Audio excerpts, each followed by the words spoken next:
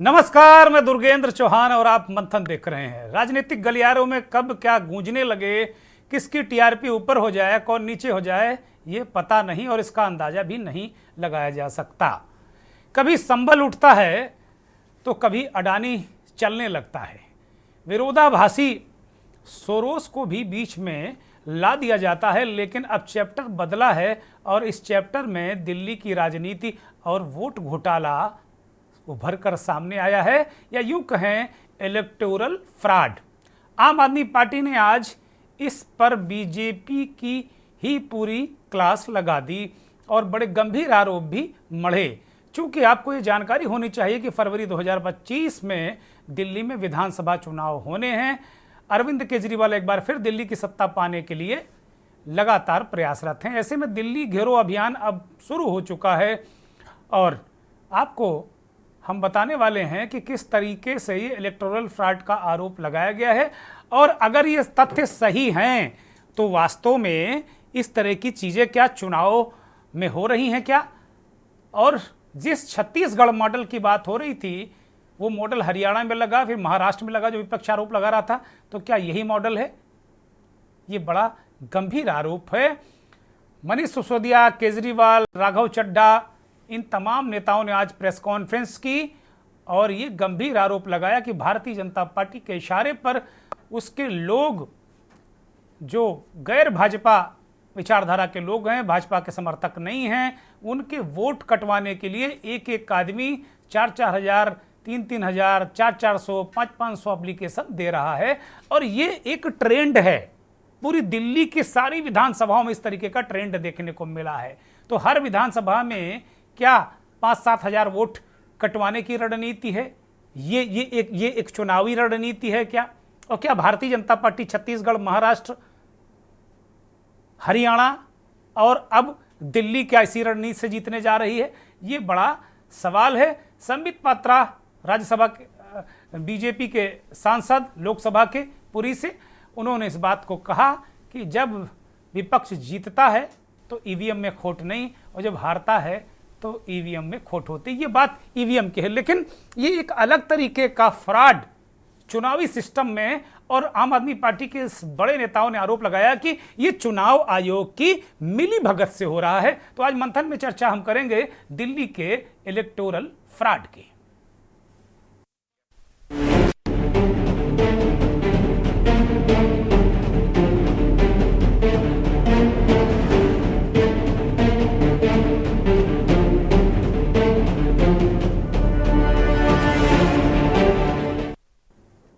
तो मंथन में यही सवाल कि क्या दिल्ली में इलेक्टोरल फ्रॉड हो रहा था और उसे आम आदमी पार्टी के कार्यकर्ताओं ने पकड़ लिया, उसके नेता अरविंद केजरीवाल ने पकड़ लिया। क्योंकि अरविंद केजरीवाल को ये तो मालूम है कि इस बार दिल्ली बहुत मुश्किल है।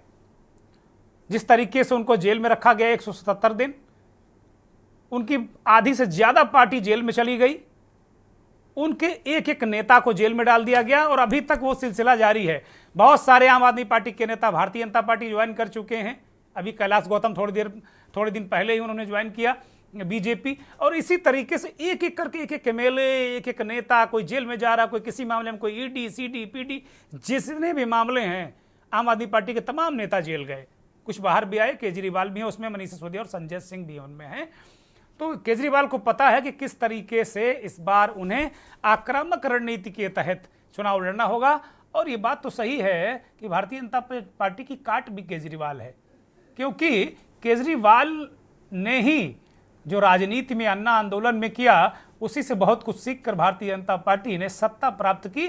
ऐसा बहुत सारे राजनीतिक विश्लेषक मानते हैं, बहुत सारे लोग इसको जानते भी हैं। तो केजरीवाल से निपटना बीजेपी के लिए भी चुनौती है और बीजेपी से निपटना केजरीवाल के लिए भी बड़ी चुनौती है। ये अपने आप में एक बड़ा सवाल है और केजरीवाल ने इसको घेर दिया है। यूं कहें कि जो काम कांग्रेस पार्टी या अन्य विपक्षी दल महाराष्ट्र या हरियाणा में नहीं कर पाए, छत्तीसगढ़ में कांग्रेस पार्टी नहीं कर पाई, वो ऐसा लग रहा था कांग्रेस जीतेगी और सुपड़ा साफ हो गया, वो काम क्या अरविंद केजरीवाल ने कर दिया। क्या वाकई कोई इलेक्टोरल फ्रॉड हुआ है जिसमें चुनाव आयोग की मिलीभगत है क्या? ये अपने आप में एक बड़ा सवाल है। आज एक आम आदमी पार्टी के वरिष्ठ नेता मनीष सिसोदिया और राघव चड्ढा ने एक प्रेस कॉन्फ्रेंस की और क्या कितने गंभीर आरोप लगाए उसे आप सुनिए।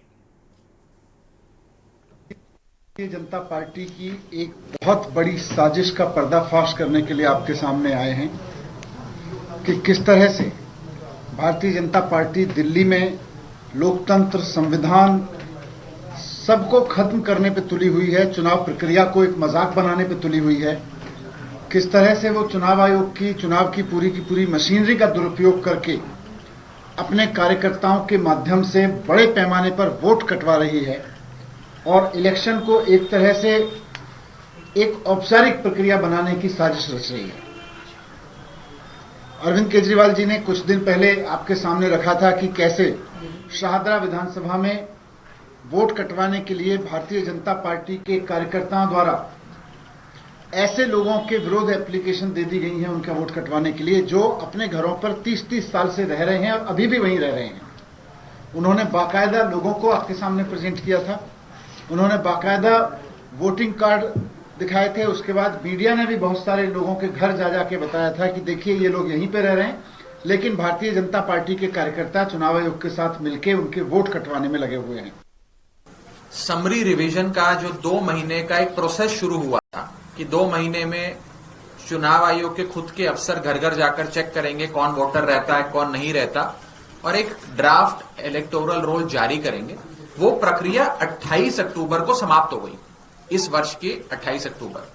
28 अक्टूबर के बाद जब ये प्रक्रिया समाप्त हो गई, चुनाव आयोग के मतदाता सूची प्रकाशित हो गई, उसके बाद इतनी बड़ी तादाद में इन 7 विधानसभाओं में वोट काटने के लिए आवेदन पत्र आए। जब ये देखा गया कि कितने आवेदन पत्र आए तो पता लगा इन 7 विधानसभाओं में कुल 22,649 एप्लीकेशंस इन 7 विधानसभाओं में आई हैं। और ये एप्लीकेशंस इतनी भारी तादाद में चुनाव आयोग के समरी रिवीजन प्रोसेस समाप्त होने के बाद कौन डाल रहा है, कौन है वो शख्स या कौन है वो लोगों का समूह जो इतनी बड़ी तादाद में वोट कटवाना चाहता है मतदाताओं के, इसके बारे में हमने जानने की थोड़ी कोशिशें करी, जांच पड़ताल करने का प्रयास किया तो ये पाया कि इनमें से कई सारे ऑब्जेक्टर्स यानी कि आपत्तिकर्ता कहीं ना कहीं बीजेपी से जुड़े हुए हैं। आपत्तिकर्ता कौन होता है?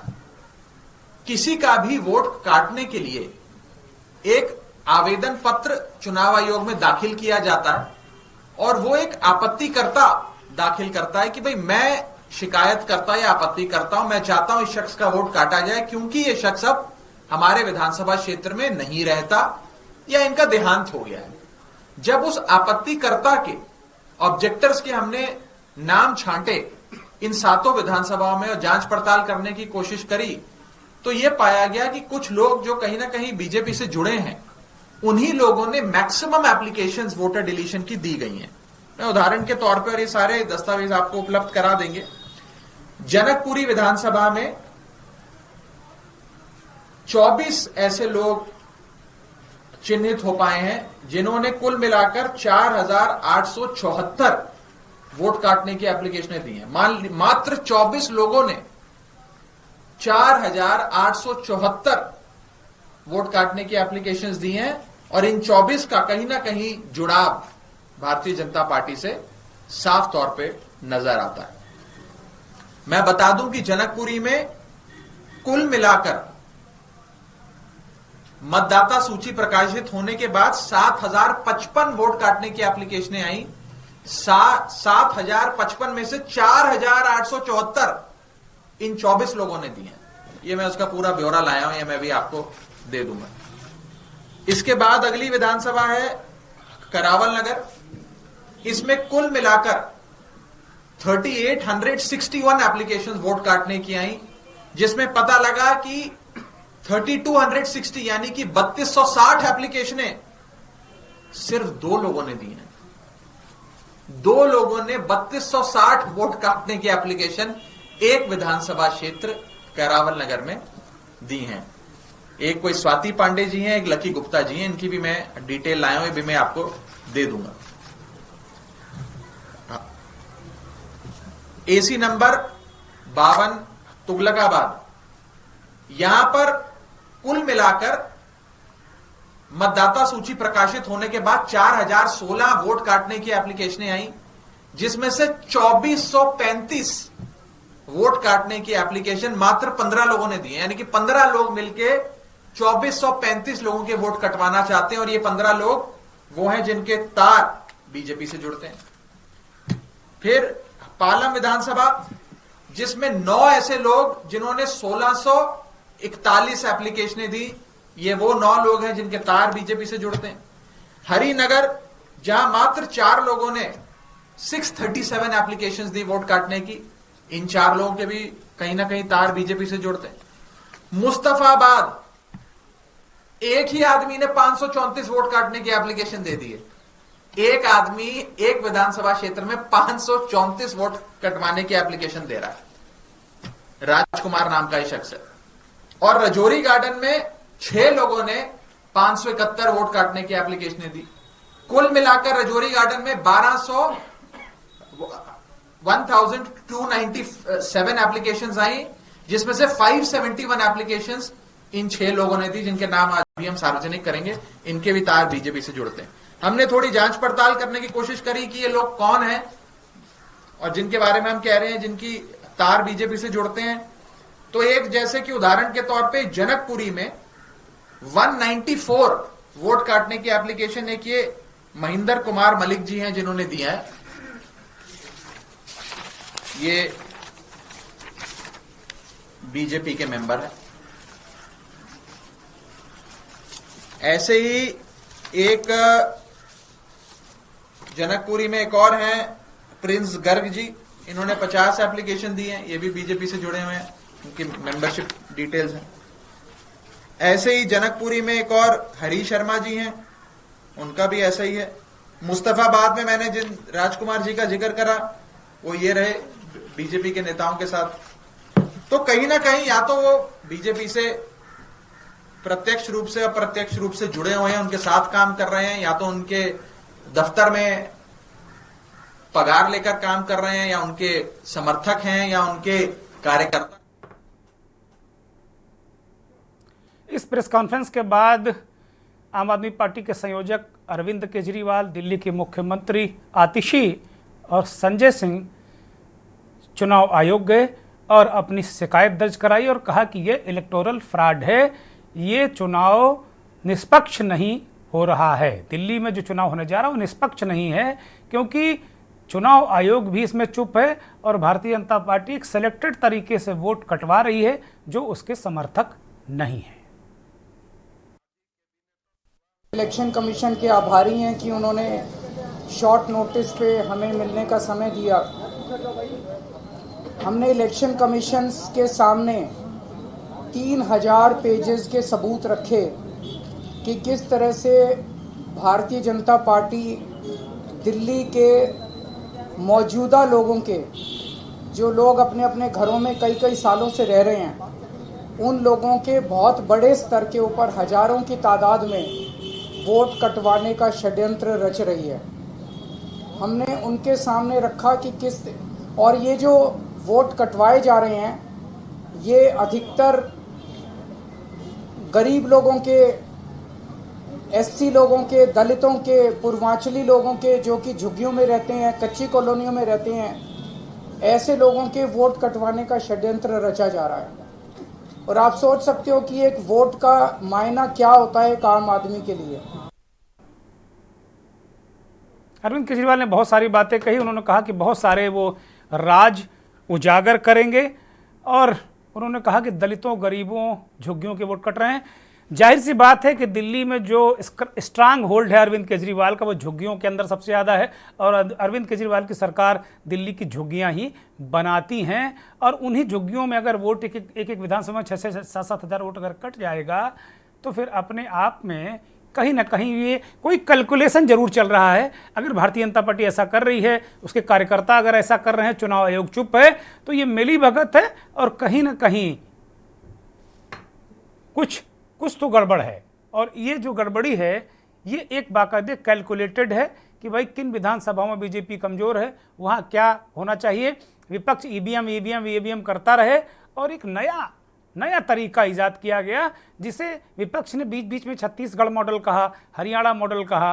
अब पता नहीं विपक्ष उसे कौन सा मॉडल कहेगा, महाराष्ट्र मॉडल कहेगा। संबित पात्रा ने एक प्रेस कॉन्फ्रेंस की, लोकसभा के सदस्य हैं, प्रवक्ता हैं भारतीय जनता पार्टी के। उन्होंने कहा कि अब ईवीएम का रोना विपक्ष क्यों रोएगा भाई, जब जीत जाता है तब नहीं रोता है, हार जाता है तो ईवीएम का रोना क्यों। हैकाथॉन भी इस वर्ष भी चुनाव से पहले हैकाथॉन के लिए इनवाइट किया था इलेक्शन कमीशन ने कि आप आइए और हैकाथॉन करके दिखाइए कि ईवीएम की मशीन को हैक किया जा सकता है या नहीं। उस समय ये सारे घर में सो रहे थे। एक भी कांग्रेसी या एक भी इंडी गठबंधन का कोई व्यक्ति हैक करने नहीं गया था। इससे पहले भी हैकाथॉन हुआ था, उस समय भी ये नहीं गए थे, अब ये जा रहे हैं। ये जहां तक दिल्ली की राजनीति का सवाल है, आप कुछ दिनों से देख रहे हैं पूरी तरह से कंफ्यूजन में चल रहा है। सब जो आम आदमी पार्टी के नेता हैं वो अपनी अपनी सीटें बदल रहे हैं। जो मनीष सिसोदिया कभी पटपड़गंज से लड़ रहे थे वो जंगपुरा चले गए हैं, और अभी गठबंधन की बात नहीं हो रही थी, अब गठबंधन की बात हो रही है, फिर खारिज की जा रही है। जहां कंफ्यूजन होता है, आप याद रखिए, वहीं हार होती है। जहां स्पष्टता होती है, जीत वहीं होती है। भारतीय जनता पार्टी की स्पष्टता है, जीत भारतीय जनता पार्टी के साथ है। और जो कंफ्यूजन कांग्रेस पार्टी और आम आदमी पार्टी के बीच में है, स्वाभाविक रूप से दो चीजें, गठबंधन नहीं हो रही है, इसका अर्थ है कि all is not well in INDI bloc. हो रही है तो आप खुल के बोलिए, इसका अर्थ है कंफ्यूजन की स्थिति है, हार की स्थिति। तो इस पूरे मसले पर चर्चा करने के लिए हमारे साथ कुछ मेहमान जुड़ गए हैं। दिल्ली के वरिष्ठ भाजपा नेता डॉक्टर अनिल गोयल हमारे साथ जुड़े हैं। अनिल गोयल बीजेपी के टिकट पर चुनाव भी लड़ चुके हैं पिछली दफ़ा। बहुत स्वागत डॉक्टर अनिल गोयल, बहुत धन्यवाद, आभार। मंजू कुमारी कांग्रेस के नेता हैं, बहुत धन्यवाद मंजू कुमारी जी हमें वक्त देने के लिए। रतनमणि डोभाल जी हैं, राजनीतिक विश्लेषक के तौर पर हमारे साथ जुड़े हैं। डोभाल साहब बहुत स्वागत, बहुत धन्यवाद। और इस देश के जाने माने वरिष्ठ पत्रकार, विश्लेषक, संपादक अजय शुक्ल हमारे साथ दिल्ली से जुड़ गए हैं। अजय जी बहुत स्वागत, बहुत धन्यवाद, बहुत आभार। शुरुआत डॉक्टर अनिल गोयल से ही करते हैं। डॉक्टर अनिल गोयल, ये इतने सारे वोट कटवाने के लिए आपको क्या जरूरत पड़ गई? क्या यही छत्तीसगढ़ मॉडल है? क्या यही हरियाणा मॉडल है? क्या यही महाराष्ट्र मॉडल है जो आज अरविंद केजरीवाल ने एक्सपोज कर दिया? डॉक्टर अनिल गोयल जी, मुझे लगता है कि एक पहले तो आप आरोप लगाना की जगह एक फैक्ट्स को जानिए। भारतीय जनता पार्टी किसी के कोई वोट कराने में इंटरेस्टेड नहीं है। आप ये बोल रहे हैं अभी एक समरी रिवीजन किया 15 दिसंबर तक उसकी लास्ट डेट है जब आप डिलीट करा सकते हैं या ऐड करा सकते हैं नए वोट। ये इलेक्शन कमीशन, दिल्ली के इलेक्शन कमीशन की साइट पर है, आप जाकर देख सकते हैं। उसमें अगर कुछ वोट्स को अप्लाई किया गया कि भाई ये वोट यहाँ नहीं रहते, तो आपको एक प्रक्रिया होती है कि उसके बाद इलेक्शन कमीशन के बूथ लेवल अफसर्स जाकर उसको वेरीफाई करते हैं और उसके बाद वो कटता है। ऐसा नहीं है कि ये दे दिया किसी भी ये जिनको बीजेपी कार्यकर्ता कह रहे हैं दे दिया, किसी ने भी एक एप्लीकेशन दे दिया कि ये यहाँ नहीं रहता और वो कट जाएगा, ऐसा होता नहीं। तो इसका वेरिफिकेशन की एक ड्यू प्रोसेस है, उसके बाद यो कटेगा या रहेगा। तो इसमें फर्जी वोट कट गए ये नहीं कह सकते, इसमें अभी वेरिफिकेशन बाकी है। तो अगर वो वहां रहते हैं तो वो वोट नहीं कटेगा, तो फिर इसमें डरना क्या, इसमें इतना हो हल्ला क्या? इसमें मुझे नहीं लगता कोई हो हल्ले की जरूरत है। आप अगर वहां रहते तो नहीं कटेंगे, ये बूथ लेवल अफसर इंश्योर करेगा। तो मैं नहीं समझता कि भारतीय जनता पार्टी या कोई लोग ऐसा कर रहे हैं कि भाई साहब जो नहीं रह रहे हैं वहां उनको कटवा रहे हैं। कटना नहीं कटना तो इलेक्शन कमीशन की जिम्मेदारी है, भारतीय जनता पार्टी की जिम्मेदारी नहीं है। तो मैं ये कहना है कि इसमें आप ये कहो कि भारतीय जनता पार्टी कटवा रही है या नहीं कटवा रही है, नहीं, हम नहीं कर रहे भाई, कहे आम आदमी पार्टी के लोग कर रहे हैं। और अरविंद और डॉक्टर अनिल गोयल भाई वो आरोप भी लगा रहे हैं ना कि भारतीय जनता पार्टी वो आयोग एक ही है। और कई मर्तबा कई मौकों पर कहने का मौका आयोग ने दिया है, इसलिए ऐसा हो रहा है। और दूसरा डॉक्टर अनिल गोयल, मेरा एक सवाल और ले लीजिए फिर जवाब दीजिए। क्या एक व्यक्ति को क्या जरूरत पड़ गई 534 वोट कटवाने की? एक दो लोगों को क्या 3260 वोट कटवाने की जरूरत पड़ गई? क्या एक व्यक्ति को 1641 वोट कटवाने की क्या जरूरत पड़ गई? भाई ये कौन लोग हैं? अचानक इनके अंदर समाज सेवा कहां से जागृत हो गई? और ये सब बीजेपी बैकग्राउंड के हैं। सारे लोगों का वो प्रेस कॉन्फ्रेंस में अरविंद केजरीवाल और उनके सहयोगी दिखा रहे हैं कि ये देखो भाई बीजेपी के सदस्य हैं ये। तो क्या यही मॉडल है क्या चुनाव जीतने मैं क्या का? बोल रहा हूँ कि ये क्या कट गए क्या वोट? ये मेरा सवाल का जवाब तो नहीं, सुनिए। कट तो ये इसलिए क्या नहीं गया कि उन्होंने पकड़ लिया। अगर अभी चुनाव बाद होते तो अरविंद केजरीवाल भी माथा पकड़ के रो रहे होते, जैसे महाराष्ट्र में लोग रो रहे हैं। ये इलेक्शन कमीशन को वेरीफाई करना होगा, उसके बाद कट सकते हैं। किसी के इलेक्शन application कमीशन देने से पर नहीं ही कट आरोप सकते है ये डॉक्टर लोग। अनिल गोयल, इलेक्शन कमीशन पर ही आरोप है कि उसी की मिली भगत से आपकी पार्टी और आप लोगों ने ये नया मॉडल इजाद किया है, ये भी पक्ष का आरोप है। इसका जवाब दीजिए। ये इलेक्शन कमीशन की अगर मिली भगत है तो ये सारी लिस्ट इनके पास कहां से आ गई? इसका मतलब ये इलेक्शन कमीशन से लिस्ट प्रकाशित हो चुकी हैं, उसकी भी दलील डॉक्टर अनिल गोयल वो भी दलील दे रहे हैं कि 28 अक्टूबर वो लास्ट डेट थी जिसमें हम संशोधन कर सकते थे बकौल इनके। आप एक डेट दे रहे हैं कि भाई 15 दिसंबर है, वो भी ठीक मंजूर, लेकिन ये कह रहे हैं 28 अक्टूबर लास्ट डेट थी, उसके बाद फिर एप्लीकेशन नहीं दी जा सकती थी, जैसा कि राघव चड्ढा ने प्रेस कॉन्फ्रेंस में कहा। और उसके बाद सूची भी प्रकाशित हो गई। जब वो सूची प्रकाशित हो गई तो सूची उनके पास आ गई।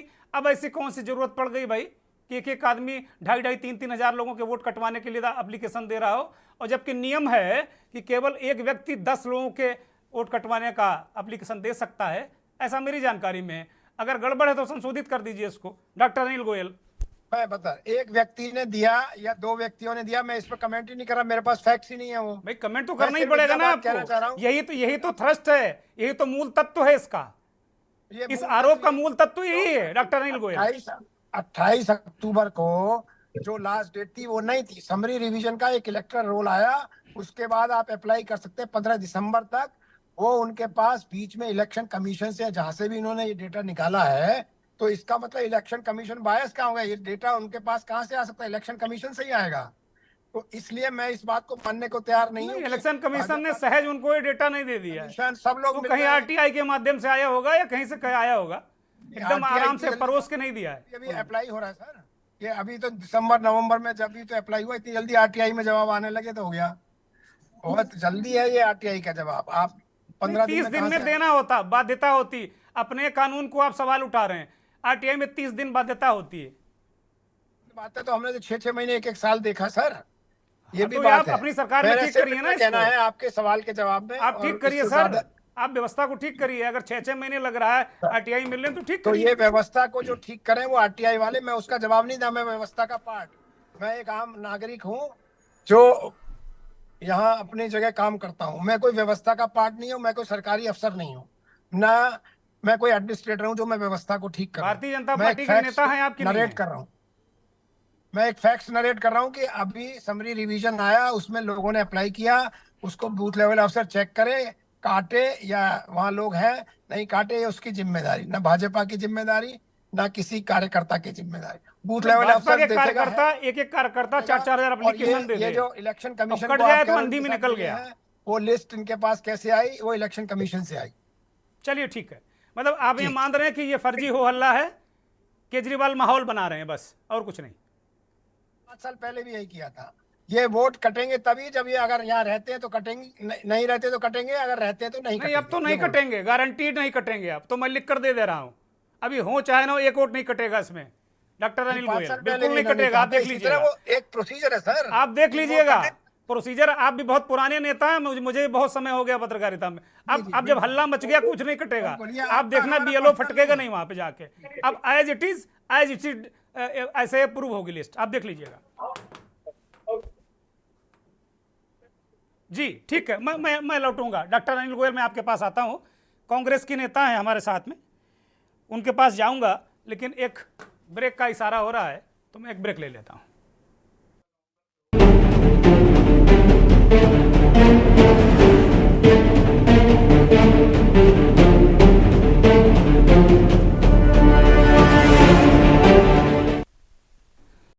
आम आदमी पार्टी कर रही है कि दिल्ली में इलेक्टोरल फ्रॉड हुआ है और उसे पकड़ लिया है, चुनाव आयोग की मिलीभगत है। अरविंद केजरीवाल चुनाव आयोग भी गए थे और उन्होंने शिकायत भी की है। इस पर हम चर्चा कर रहे हैं कि क्या वास्तव में इलेक्टोरल फ्रॉड हुआ है। ब्रेक से पहले डॉक्टर अनिल गोयल, भारतीय जनता पार्टी के वरिष्ठ नेता, ने साफ तौर पर इसे खारिज कर दिया कि ऐसा कुछ नहीं है। अभी 15 दिसंबर तक तिथि है जिसमें रद्दोबदल किया जा सकता है।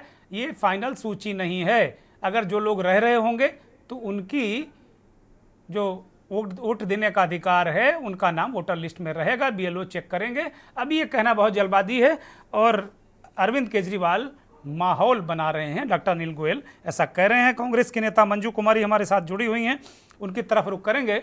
मंजू जी, कहीं ऐसा तो नहीं कि आप छत्तीसगढ़ में चूक गए, हरियाणा चूक गए, महाराष्ट्र चूक गए और अरविंद केजरीवाल ने वो मॉडल डिकोड कर दिया दिल्ली में और आज उन्होंने प्रेस कॉन्फ्रेंस भी कर दी? नमस्ते सभी को। नमस्कार। देखिए ऐसा है, हाँ, इनका हमेशा यही रोना रहता है। अगर वोट कट रहे हैं तो ये मुद्दे से ना भटक रहे हैं और लोगों को भी भटका रहे हैं। अगर वोट कट गए हैं तो इनको ऑनलाइन अप्लाई करवाना चाहिए।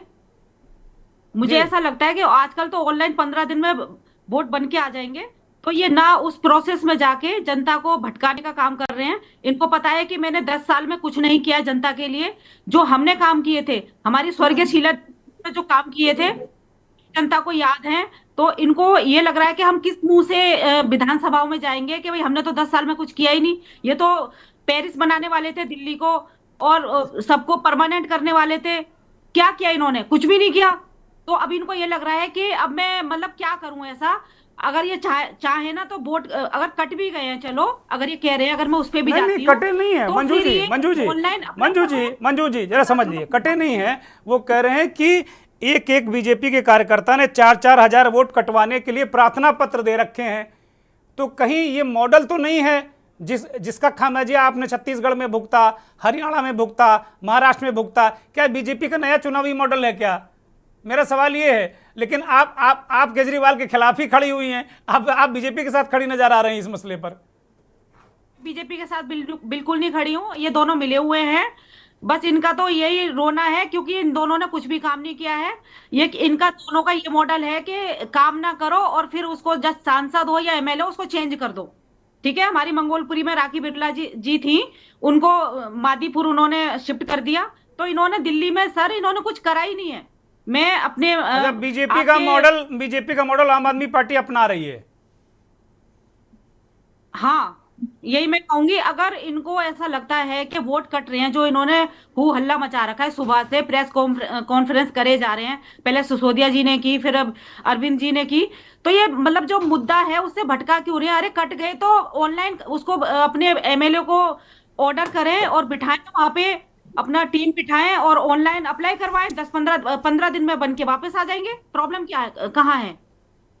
अच्छा, आप लोग आजकल इंडिया गठबंधन में साथ नहीं है क्या? आप बड़ी गुस्सा नजर आ रही हैं मंजू जी, बहुत नाराज नजर आ रहे हैं, काफी खफा। नहीं, मैं गुस्सा नहीं हूँ। मैं जनता के बीच जाती हूँ। मेरी विधानसभा मंगोलपुरी है, तो वहां पर इन्होंने कुछ भी काम नहीं किया है। मैं जनता के बीच जाती हूँ। यही बोलते हैं कि राखी बात हो जाए यहाँ पे। 10 साल में हमने उनको 10 साल में उन्होंने कुछ भी काम नहीं किया। जो ऑफिस में जाते हैं वही नहीं होती, तो वहां भी इन्होंने किसी और को टिकट दिया है। तो इनको पता है कि हमने कुछ काम ही नहीं किया है पूरी दिल्ली में। आप बताइए करा क्या है इन्होंने? कहीं भी एक ईंट रखी दिल्ली में? जो हमारे काम थे, स्वर्गीय शीला दीक्षित जी ने जो किए थे वो ही चल रहे हैं। आप मुझे गिनवा दीजिए इन्होंने क्या किया है। इन्होंने मोहल्ला क्लिनिक बनाए, वहां पे गाय वहां पे सोती हैं, वहां पे इतना गंद फैलाते हैं। इन्होंने कुछ करा नहीं लीजिए, आपने तो पूरा केजरीवाल मॉडल की ऐसी तैसी कर दी मंजू जी, आपने 2 मिनट में। तो पूरा मॉडल, जैसे बीजेपी का गुजरात मॉडल है वैसे केजरीवाल का दिल्ली मॉडल है। और आपने बिल्कुल दिल्ली मॉडल की बिल्कुल हवा निकाल दी आपने। नहीं, कुछ भी नहीं। आप मुझे गिनवाइए ना, इन्होंने क्या, कितने हॉस्पिटल बनाए, कितना इन्होंने मतलब जनता के लिए ऐसा क्या किया जो आप मुझे गिनवाइए, तो फिर मैं भी ठीक है, मैं पूछूंगा। संजीव निगम आम आदमी पार्टी के प्रवक्ता हमारे साथ जुड़े हैं दिल्ली से। संजीव, बहुत स्वागत, बहुत धन्यवाद। इस बीच राजनीतिक कार्यकर्ताओं के तौर पर लगातार चर्चाओं में चिंतक के तौर पर बैठने वाले मनीष शर्मा भी हमारे साथ जुड़ गए हैं। मनीष शर्मा, आपका भी बहुत स्वागत। अब चूंकि संजीव जी अभी आए हैं, तो मैं अभी संजीव जी के पास आऊँगा। मैं अजय शुक्ल के पास जाता हूँ, देश के जाने माने संपादक, वरिष्ठ पत्रकार। अजय जी, आम आदमी पार्टी एक गंभीर किस्म का आरोप लेकर आई और आनन फानन अरविंद केजरीवाल चुनाव आयोग गए, भेंट की, आरोप बताया कि भाई इस तरीके से 7 विधानसभाओं का डेटा दिया है और 3000 पन्ने उन्होंने सबूत के साथ में दिए और कहा कि भाई ये झुग्गी झोपड़ी और पूर्वांचल के वोट काटने के लिए एक बीजेपी के लोगों ने ये 3,000 साढ़े 3,000 एप्लीकेशन दे रखी हैं। इस पूरे प्रकरण को आप किस तरीके से देखते हैं? ये कोई मॉडल है बीजेपी का चुनाव जीतने का, या केजरीवाल इसे प्रोपोगंडा बना रहे हैं? देखिए, मैं इसमें ये नहीं कहूंगा कि केजरीवाल गलत बोल रहे हैं, मैं ये भी नहीं कहूंगा कि भाजपा गलत बोल रही है या कोई गलत बोल रहा है। मेरा इसमें बड़ा बिल्कुल साफ सा है। आप याद करिए 19 अक्टूबर 2024 की तारीख जी, जब इंडिया अलायंस ने जो महाअघाड़ी था उसने महाराष्ट्र में चुनाव आयोग को यह शिकायत दी थी कि 10-10 हजार वोट जी, हर विधानसभा सीट पर जो है काटने के लिए भारतीय जनता पार्टी ने साजिश रची है और उसने इस तरीके से खेल किया है। और इसके बाद में उसने फर्जी जो है मतदाता बनाने का जो काम किया है और इस चीज का एनालिसिस कांग्रेस पार्टी के ही नेताओं ने यह बताया था कि कैसे कैसे 30 लाख से अधिक वोट जो है इस तरह से प्रभावित हुए और सारी चीजें, उसका डेटा दिया था। मैं उस डेटा को, यदि वो डेटा और वो चीजें सही थी तो स्वाभाविक सी बात है यहां पर भी इस तरह से खेल हो रहा होगा जी, और यदि वो गलत थी तो निश्चित रूप से यहां पर भी गलत होगा। लेकिन मैं इसको पिक एंड चूज के आधार पे नहीं किया जा सकता है। देखिए, जो चीज है निश्चित रूप से कुछ लोगों की यह शिकायत है कि उनके नाम कटे हैं। ये हर जगह हमें मिला है, हमें यूपी में भी देखने को मिला था। हमें अब आप याद करिए कुंदर की सीट पे जी, कितने सारे लोग इसको लेके प्रोटेस्ट कर रहे थे, सीसामऊ में प्रोटेस्ट कर रहे थे और भी मीरापुर में प्रोटेस्ट कर रहे थे। फिर इसके बाद दूसरा मॉडल होता है कि वोट ना डालने देना, उसकी अभी नौबत नहीं आई है। अभी चूंकि मतदाता सूची संशोधित हो रही, वो हो रहा है। यदि भारतीय जनता पार्टी के लोगों ने वो नाम कटवाने का किया है तो निश्चित रूप से केजरीवाल ने ठीक कदम उठाया कि वो गए और इसकी शिकायत की। लेकिन मैं मंजू जी की इस बात से भी सहमत हूं कि जो उन्होंने कहा कि यदि यह जानकारी आ गई है टाइम रहते तो तत्काल इस पर अपने लोगों को एक्टिव करें और जो गलत काटे जा रहे हैं नाम उनके लिए करें, क्योंकि वहां तो देर हो चुकी थी, यहां अभी देर नहीं हुई है, अभी टाइम है जी। तो मुझे लगता है इसको किया जाना चाहिए। किसी को मताधिकार से वंचित ना हो, इसका प्रयास सभी दलों को करना चाहिए। लेकिन यदि भारतीय जनता पार्टी इस तरह का कर रही है तो निश्चित रूप से दुखद है, उसे इस तरह का काम नहीं करना चाहिए। लोकतंत्र, जब वो कहते हैं कि उनके साथ जनमत है तो लड़िए, जनमत प्राप्त कीजिए, क्यों विवाद में रहे। तो मुझे लगता है एक स्वस्थ लोकतंत्र की परंपरा को कायम करना चाहिए। जब आप यह दावा करते हैं आप दुनिया के सबसे बड़ी पार्टी हैं, आप दुनिया के सबसे बड़े लोकतंत्र में हैं, तो निश्चित रूप से जरूरी है तो यह आदर्श प्रस्तुत करना चाहिए। लेकिन मुझे उम्मीद नहीं है कि यह आदर्श प्रस्तुत होगा। कुछ ना कुछ तो गड़बड़ है। गड़बड़ नहीं होती तो इतनी जगह आपने भी, जैसे हरियाणा में भी हुआ, उधर भी हुआ, वो उधर हुआ तो, और चुनाव आयोग पे सबसे ज्यादा सवाल है कि यह काम कोई राजनीतिक पार्टी नहीं करती है, यह सारे काम वो चुनावी मशीनरी करती है और उस मशीनरी में यदि यह गड़बड़ हो रहा है तो निश्चित रूप से दुखद है, क्योंकि वह मशीनरी जिम्मेदार है एक स्वस्थ लोकतंत्र के लिए। तो मुझे लगता है कि उसे करना चाहिए कि ऐसे वो किसी के दबाव में ना करे और मतदाता सूची एक सही रहे, सबके वोट सुरक्षित रहे। जी, बड़ी बात अजय जी ने कही। मैं डोभाल जी की तरफ रुख करूंगा। डोभाल जी, अजय जी ने बहुत तराजू की तरह तोल कर बड़ी महत्वपूर्ण बात कही। वो कह रहे हैं अगर ऐसा है तो फिर ये भी ठीक है, ऐसा है तो ये भी ठीक है। लेकिन जो मूल बात कहनी थी उन्होंने कह दी कि भाई ये अगर ये बीजेपी के लोग हैं और अगर मगर भाई नहीं, आम आदमी पार्टी के संयोजक अरविंद केजरीवाल ने तो साफ तौर पर कह दिया भाई चुनाव आयोग मिला हुआ है। वो धन्यवाद भी करते हैं और मनीष सिसोदिया कहते हैं कि भाई ये कुचक्र है, जब चुनाव जीत नहीं पा रही बीजेपी तो ये कुचक्र रच रही, इस तरीके का कुचक्र है वोट काटने का। मैं इसे बहुत गंभीर कृत्य मानता हूं और मुझे लगता सारे लोग इसे गंभीर कृत्य मानते होंगे। जब ईवीएम पर हल्ला मचा, उसका समाधान क्या हुआ पता नहीं। कोर्ट ने अंत में कहा नहीं ईवीएम ठीक है, हम सब मानकर बैठे ईवीएम ठीक है, लेकिन विपक्ष के नेता अखिलेश यादव और तमाम लोग कहते हैं कि मैं 80 की 80 सीटें, अखिलेश यादव ने लोकसभा में कहा कि मैं 80 की 80 सीटें जीत जाऊं तब भी ईवीएम पर भरोसा नहीं रहेगा। तो संबित पात्रा के उस सवाल का जवाब तो मिल गया, जो अभी उन्होंने आज सवाल फिर से दोहराया है। दिल्ली को लेकर भी उनकी अपने अलग हैं, इनकी सीट बदली, उनकी सीट बदलती, लेकिन 3000 पन्नों, ये 3000 पेज की एक रिपोर्ट आयोग को दी है और मनीष सिसोदिया ने साफ तौर पर कहा कि चुनाव आयोग मिला है, ये इलेक्टोरल फ्रॉड है, धांधली है। डोभाल जी। दुर्गेश जी धन्यवाद, आपने मुझे जोड़ा अपने शो में। हम तो अक्सर आपको सुनते रहते हैं, देखते रहते हैं जी। ये फ्रॉड इतना नहीं, फ्रॉड तो लोकतंत्र के साथ हो रहा है। पहले तो ये होता तो नियम तो ये है ना कि कोई पे नहीं है, कोई सड़क पे भी है, अगर कोई उसको भारत का नागरिक होना चाहिए जी। अगर उसका घर भी नहीं है, पेड़ के नीचे भी वो रह रहा है, तो वो मतदाता सूची में उसका नाम होना चाहिए जी। ये उसका फंडामेंटल राइट है। यही तो एक चीज है जो हम संविधान हमको देता है, वन मैन वन वोट।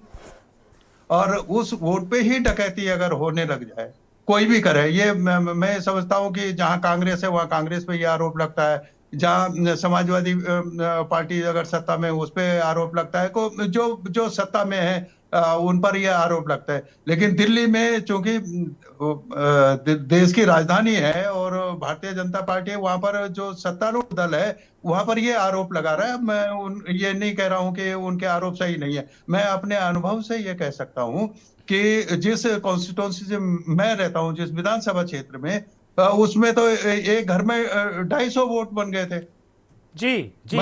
ये भी हुआ है। और हाईकोर्ट ने फिर उसी विधानसभा में जांच कराई गई तो 6000 वोटों को निकलवाया, हाईकोर्ट के आदेश से उनको बाहर किया गया जो फर्जी थे। ये भी हुआ है, ये भी अनुभव है, ये हम जिस कॉन्स्टिट्यूंसी में हूं उसमें ये हुआ है। तो ये सवाल ये है कि ये जो पूरे जो सिस्टम है, ये पूरा एक, और जितने भी फ्रॉड हो रहे हैं उसमें अब एक फ्रॉड ये भी जुड़ गया है, मतदाता में नाम जुड़वाने का, नाम कटवाने का भी। हाँ, ये नया तरीका है।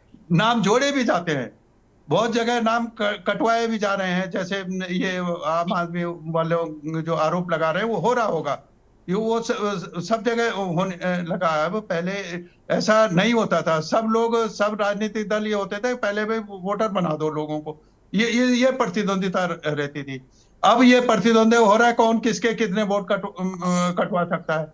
और जो सत्ता अब में है, बहुत सारे जो बीएलओ हैं, बीएलओ बहुत सामान्य से एक छोटा सा कार्यकर्ता, वो पार्टियों के भी कार्यकर्ता होते हैं वो बीएलओ, और जिसका वो कार्यकर्ता है उसके दफ्तर में बैठ के वो जो सूची दे देते हैं वो उसमें से हटा देता है, जो वो सूची दे देते हैं उसको जोड़ देते हैं। ये खेल बड़े स्तर पर चल रहा है, ये हमारे इलेक्शन कमीशन का फेलियर है। ये काम उसको, जो काम उसको करना चाहिए वो दूसरे नागरिक करते हैं।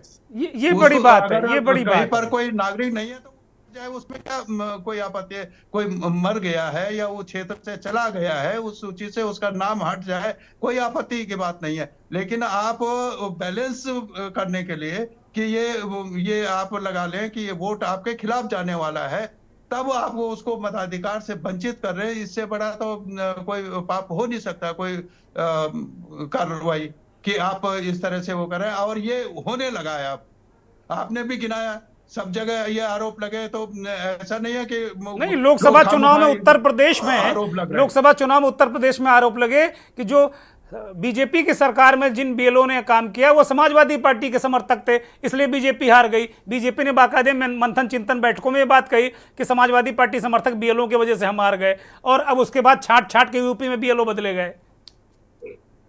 हाँ, बिल्कुल ये होता है, ये कर रहे हैं ये लोग। ये गिरावट है हमारे सिस्टम में, जो राजनीतिक व्यवस्था है। ये पूरा जो इलेक्शन का मॉडल है, और ये तो सीधा आप ये है कि आप लोकतंत्र, जो डेमोक्रेसी है, वन मैन वन वोट, जो आपको संविधान देता है, वो संविधान पे ही हमला है। अगर आप किसी को मतदान करने से इस प्रकार से घिनौनी हरकत करके आप किसी का नाम कटवा रहे हैं और किसी का उसमें जुड़वा रहे हैं, तो जुड़वाना अच्छी बात है, सबका नाम उसमें जोड़ा जाना चाहिए। लेकिन कटवाना, ये तो आप संविधान को में जो अधिकार हाँ, है, यही उससे बात उसको कह रहे हैं कि भाई बाबा साहब ने जो हमें ये- संविधान के जरिए जो अधिकार दिलवाया वोट का, और वो अधिकार छिन गया। अरविंद केजरीवाल ने एक तरीके से अंडरलाइन किया कि उन लोगों के वोट कटवाए जा रहे हैं, बीजेपी के लोग उन लोगों के वोट कटवा रहे हैं जो झुग्गी झोपड़ियों के लोग हैं, दलित हैं, शोषित हैं, पीड़ित हैं और पूर्वांचल समाज के लोग हैं। तो उनको कुल मिलाकर वो स्थितियां, वो परिस्थितियां हैं। तो ये स्थितियों परिस्थितियों को लेकर हम लोग चर्चा कर रहे हैं। सीधे रुख करेंगे संजीव निगम का। संजीव निगम, अभी कांग्रेस पार्टी के नेता इस बात को कह रही, ये आपका आरोप अपनी जगह है और उस पर ही हम चर्चा कर रहे हैं। अरविंद केजरीवाल ने भी कहा, मनीष सिसोदिया ने भी कहा, और अगर ऐसा है तो ये बहुत गंभीर है।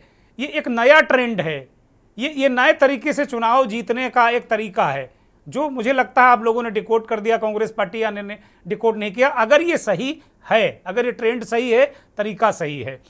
लेकिन एक बात कांग्रेस पार्टी भी कह रही वहां पर कि भाई आप लोगों ने काम धाम कुछ किया नहीं, अब इस तरीके के सोचे लोज लाएंगे, हल्ला मचाएंगे, जनता को गुमराह करेंगे। संजीव निगम। दुर्गेंद्र जी, अभी आपने देखा, अभी आपके दो लोग जो हैं, जो कि बिल्कुल अनबायस्ड है, एक पॉलिटिकल एनालिस्ट है और एक आपके सीनियर जर्नलिस्ट, दोनों ने तर्कपूर्वक बात रखी। जब आप तर्कपूर्वक बात रखते हैं तो बहस करने में अच्छा लगता है। जहां कहीं जो भी कोई गलत है, देखिए आपको अच्छी लग रही, मैं 1 मिनट के लिए इंटरप्ट करूंगा। अब आप इन्हीं लोगों को बहुत अनबायस्ड कह रहे हैं, तर्कपूर्ण कह रहे हैं। अभी बीजेपी के साथ ही होते तो कहते ही ये कांग्रेस के कार्यकर्ता हैं, ये समाजवादी पार्टी के कार्यकर्ता हैं। तो हम लोग इस तरह की ना कोई प्रशंसा को ग्रहण करते हैं, न किसी आलोचना को अपने माथे और दिल से लगाते हैं। Continue please. आप जब भी जो है बहस करें, आप उसको तर्कपूर्वक रखें, सबूतों के आधार पर रखें। आज जो बहस हो रही है, जो संयोजक है अरविंद के, उन्होंने 3000 पेजेस का सबूत रखा है। अब उसमें सबूतों पे देखेंगे, जो विद्वान चुनाव आयोग में लोग बैठे हुए हैं उसको देखेंगे। अगर उसमें गलती होगी वो फाड़ करके फेंक देंगे, हटा देंगे, तभी तो कूड़ेदान में, इसमें कुछ नहीं है। तो ऐसे नहीं है। आपने हमारे जो है संयोजक, हमारे तमाम डिप्टी सीएम जो रहे मनीष जी और तमाम नेताओं पर आपने उनको जेल भी भिजवा दिया। तो कोई ऐसा है फांसी पे कल लटकवा दोगे क्या? उन पर बात जांच चल रही है, विद्वान न्यायाधीश है, उनमें सब देख पर रख रहे हैं, जो भी कुछ होगा सामने आ जाएगा।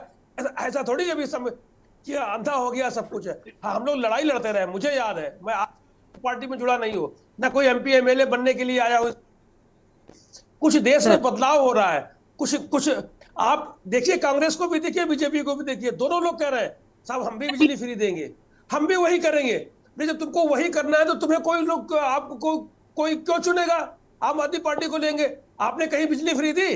बताइए, बीजेपी से पूछिए, कांग्रेस से पूछिए, जहां जहां इनकी सरकारें चल रही हैं, अगर इन्होंने कहीं भी किसी भी राज्य में बिजली फ्री दी होती तो माना जाता कि नहीं। हाँ, आप सिर्फ आज दे दी है। कुंवर जपेंद्र उत्तराखंड से हमारे साथ जुड़ गए, भारतीय जनता पार्टी के नेता हैं। आज ही उत्तराखंड में 300 यूनिट और 100 यूनिट बिजली दी है, आज ही।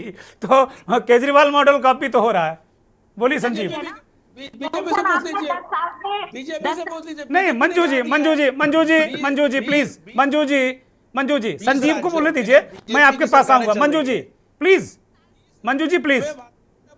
संजीव बोलिए, कंटिन्यू संजीव, कंटिन्यू। देखिए, ये बात ठीक नहीं है। धैर्यपूर्वक ना, थोड़ा सा धैर्य जा सकता है। मंजू जी, धैर्य के कुछ नहीं होने वाला है। मंजू जी धैर्य रखिए, आपकी बारी आएगी, आप अपनी बात रखिए। मंजू जी धैर्य रखिए, मैं आपको वक्त दूंगा। संजीव को बोलने दीजिए। बता नहीं पाए, जनता को कुछ समझा नहीं पाए। अच्छा, क्या करना अगर आप हरियाणा में हाथ मिलाया होता तो आज को क्या ये स्थिति आपको देखने को पड़ती दिल्ली में, जहां आपको लगना पड़ रहा भारी। जब आप मित्र हैं, किसी संगठन में एक साथ काम कर रहे हैं, तो नुकसान फायदा दोनों देखा था। हरियाणा में आपने भाव नहीं दिया। अरे भाई, जब आपसे बैठ के बात हो रही थी, आपके नेता राहुल गांधी जी ने कहा बैठ के चर्चा करिए, कहीं भी एक बीच में आइए, आपने कहा ना जी, हरियाणा में तो हम अकेले सरकार बना लेंगे। ऐसे नहीं होता है, इस तरीके से नहीं होता है। जब भी कोई आप बड़ी लड़ाई लड़ने जाते हो तो उसमें हो सकता है कहीं पर हमें नुकसान हो, कहीं पर फायदा हो। आपको लग रहा है हम पूरा का पूरा कटोरा वहां से ले लेंगे हरियाणा से, तो आम आदमी पार्टी को हम दे? नहीं, ऐसे नहीं होता भाई। अगर ठीक है आप संजीव जो जी, है, जब संजीव बड़े- जी, बड़े- संजीव जी, ठीक है Sanjeev ji, okay, thank you Sanjeev ji. मैं आऊंगा आपके पास। मनीष शर्मा को चर्चा में शामिल करते हैं, ठीक है। मंजू जी का ऑडियो अप किया जाए। मंजू जी बोलिए, मंजू जी क्या कहना चाह रही, जल्दी से 10 सेकंड में। मंजू जी अनम्यूट करिए, हम आपको सुन नहीं पा रहे हैं, सारी एनर्जी बेकार जा रही है। हाँ सर, मैं ये कह रही हूँ कि जब इनको झुग्गी झोपड़ी वालों की इतनी चिंता हो रही है, 10 सालों में कितनी झुग्गियां तोड़ी गई हैं। इनका नारा था जहां झुग्गी वहीं मकान। इन्होंने क्या किया, कितनी सारी झुग्गियां तोड़ी गई, उनका कुछ हिसाब है? अभी इनको ये हिसाब है कि मेरे 3000 10,000 पता नहीं कितने वोट कट गए, कितनी झुग्गियां तोड़ी गई हैं, उसका हिसाब है इनके पास? इन्होंने क्या कहा था कि मैं सबको परमानेंट करूंगा, अभी किसी को परमानेंट किया इन्होंने? और अभी इनका ये चल रहा है। और इन्होंने पेंशन कितनी बुजुर्गों की जो हमने बनाई थी, बस वही उन्हीं को मिल रही है। इन्होंने किसी की पेंशन, मतलब फार्म तो भर रहे हैं लोगों को बेवकूफ बनाने के लिए, फॉर्म भर के फिर उसको डस्टबिन में फेंक। ठीक है, हम इस पर किसी झुग्गी पर चर्चा कर लेंगे, झुग्गी पर चर्चा कर लेंगे। ठीक है मंजू जी, थैंक यू, आप बनी रहिए। मैं मनीष शर्मा की तरफ रुख करूंगा। ठीक है मंजू जी, मैं एक दिन झुग्गी पर चर्चा कर लूंगी, आपके आक्रोश को मैं चर्चा करूंगा। मैं झुग्गी पर एक स्पेशल चर्चा अलग से कर लूंगा, ताकि आप लोगों सबका आक्रोश आ सके भाई। कम से कम जो वास्तव में शोषित पीड़ित लोग हैं उनकी नुमाइंदगी करने वाले नेताओं की बात आ सके। ठीक है मंजू जी, ओके। मनीष शर्मा, ये जो आरोप लगाया केजरीवाल ने, सबूतों के साथ में उन्होंने चुनाव आयोग को, जिनको 3000 पेज का एक सबूत दिया है, उसे आप किस तरीके से देखते हैं और क्या है ये मामला? अगर ये है इस तरह, अगर इलेक्टोरल फ्रॉड हो रहा है, तो मुझे लगता है कि पैन इंडिया ये हुआ होगा हाल के इलेक्शन में, और उसके बाद तो फिर पूरे चुनावी सिस्टम ही संदेह के घेरे में आ गया। मनीष शर्मा जी देखिए, इसमें इसको थोड़ा ऐसे देखिए आप, ये अच्छा हुआ कि जो हुआ उत्तर प्रदेश में, जो हुआ महाराष्ट्र में, जो हुआ वो जो फ्रॉड की बात है, इलेक्टोरल फ्रॉड की बात है, उसको बाद में लोगों ने ज्यादा चिन्हित किया। आम आदमी पार्टी ने एक बड़ी पहलकदमी ही ले ली है कि चुनाव से पहले उस फ्रॉड को एक बड़ा सवाल खड़ा कर दिया है। ये अच्छी, हमको लगता है कि ये बहुत पिछले चुनावों से, हरियाणा से लेकर महाराष्ट्र से लेकर के यूपी उपचुनाव तक का आम आदमी पार्टी ने अच्छा सबक लिया है कि उन्होंने इसको चुनाव के बाद का एजेंडा नहीं बनाया, चुनाव से पहले ही एजेंडा बना दिया। तो ये अपने आप में एक बड़ी पहलकदमी है। हमको लगता है कि हम लोग को इसको इस रूप में देखना चाहिए कि ये एक बीजेपी के खिलाफ जो एक परसेप्शन बना हुआ है, उसमें और जो पॉलिटिकल पार्टियां वो पिछड़ गई थोड़ा, आम आदमी पार्टी ने एक बड़ा इनिशिएटिव ले लिया है। मुझको लगता है कि ये ठीक है। ये परसेप्शन की मैं बात कर रहा हूं, मैं सही गलत की बात नहीं कर रहा हूं कि आम आदमी पार्टी कोई आरोप लगा रही है तो सही है, मैं ये नहीं कह रहा हूं, या आम आदमी बीजेपी कोई आरोप लगा रही है तो गलत है, मैं ये नहीं कह रहा हूं। लेकिन परसेप्शन पे जो बीजेपी के बारे में जो बना हुआ है, चुनावी फ्रॉड का, इलेक्टोरल फ्रॉड का, तो आमतौर पे अन्य पार्टियां जो चुनावी फ्रॉड पे सवाल उठाती हैं वो चुनाव के बाद उठाती हैं आमतौर पे। ये अच्छा हुआ कि आम आदमी पार्टी ने इसमें एक पहलकदमी ले ली है, एक इनिशिएटिव ले लिया है, ये अपर हैंड ले लिया है। मुझको लगता है कि ये बीजेपी को झटका है, बीजेपी के लिए बड़ा झटका है। एक तो हमको ये समझना चाहिए।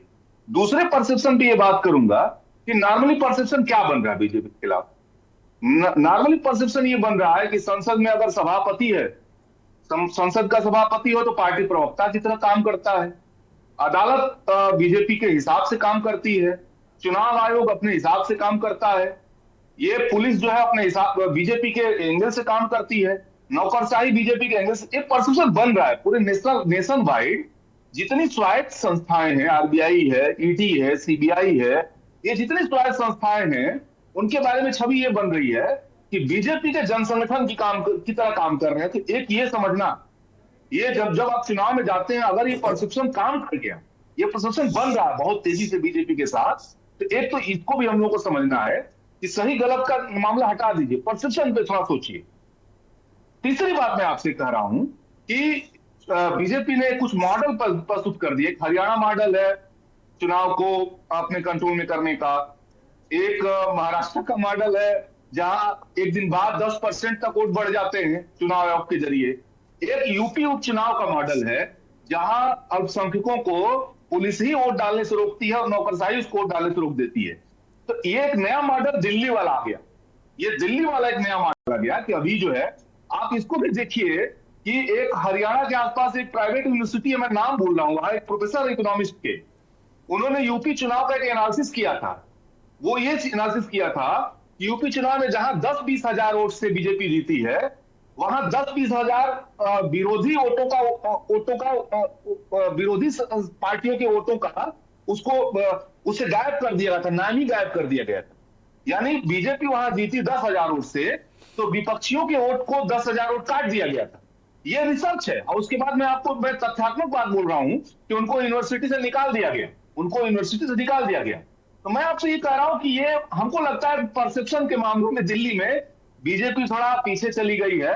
आम आदमी पार्टी ने एक जबरदस्त पहलकदमी ली है और हमको लगता है कि ये राजनीतिक रूप से एक उसके लिए सकारात्मक होने वाला है। ठीक बात है। कुंवर जपेंद्र, इस तरीके के जो आरोप लग रहे हैं ये बड़े गंभीर आरोप हैं कि आप लोग एक एक कार्यकर्ता आपका 3200 फॉर्म दे रहा है, 3200 लोगों के नाम कटवाने के लिए अर्जी दे रहा है। ये तो साफ तौर पर दिख रहा है ना कि आप जानबूझकर ऐसा काम कर रहे हैं। मनीष शर्मा जी आम आदमी पार्टी के समर्थक हो सकते हैं। क्या बात है, अभी परसों वाली डिबेट में आपने कांग्रेस का कहा था। चलिए ठीक है, कंटिन्यू। चलिए, आज मनीष की पार्टी बदल गई, आज। ठीक है भाई मनीष, मिठाई खिलाओ, पार्टी बदल गई आज तुम्हारी, पार्टी बदल दी। जो दुर्गेंद्र जी, जो अभी मनीष जी जिस लय में बोल रहे थे और जिस लय को वो प्रदर्शित कर रहे थे, वो किसी भी समझदार आदमी के लिए समझने के लिए पर्याप्त शब्दावली है। हम उस पर्याप्त शब्दावली से बाहर नहीं जाना चाहिए। अब बात करते हैं हम भारतीय जनता पार्टी की। भारतीय जनता पार्टी के साथ आज अगर खड़ा है तो भारतीय खड़ा है। हमारे शब्दों पर ध्यान दीजिएगा। भारतीय जनता पार्टी के साथ अगर आज कोई खड़ा है तो वो भारतीय खड़ा है, चाहे वो फिर हिंदू हो, मुस्लिम हो, सिख हो, ईसाई हो, छोटी जाति का हो, बड़ी जाति का हो, लेकिन वो भारतीय है।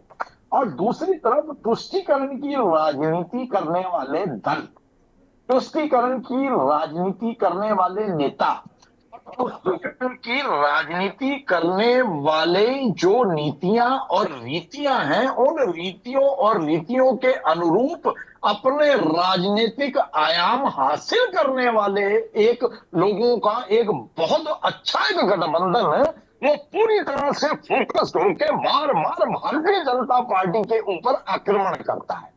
जब आप जीतते हैं तो ईवीएम ठीक होती है, जब आप हारते हैं तो ईवीएम खराब हो जाती है। अरे ईवीएम की बात ही नहीं है, अब तो वोट कटवा के जीत रहे हो आप लोग। ईवीएम की बात ही नहीं है कुंवर जपेंद्र, अब तो वोट ही उड़वा दो, वोट ही नहीं डाल पाएगा, लाठी चला दो। अब तो नया मॉडल है ये, ईवीएम नहीं है, अब ये नया मॉडल है भाई।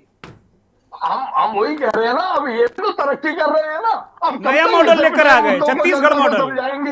जनता को समझाने के लिए, बरगलाने के लिए, भ्रमित करने के लिए मुद्दों में नयापन चाहिए, तो ये नयापन ये ला रहे हैं और हम इनके इस नयापन के सबूतों के समेत अरविंद केजरीवाल ने सबूतों के साथ चुनाव आयोग को 3000 पेज का आज शिकायत की। क्या क्या कारस्तानी चल रही है ये बताया है सबूतों के साथ में।